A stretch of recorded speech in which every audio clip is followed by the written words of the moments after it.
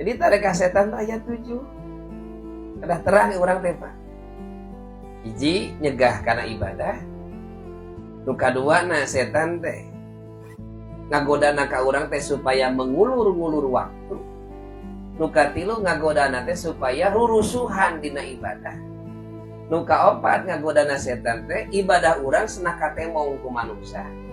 Nu kalima ngalaksanakeun ibadah nimbulkeun rasa ujub dina manah.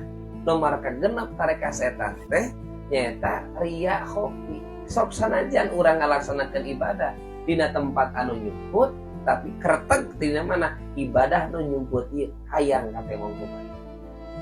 Nomor katujuna ieu nitah pensiun dina ibadah. Tuh. Manakana ku Allah teh dirahasiakeun. Urusan rizkina urang teu apal isu kok. Untung jeung rugina urang teu apal. Bagja jeung cilaka urang teu apal.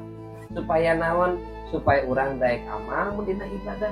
Lamun dina urusan dunia supaya urang daek ikhtiar daek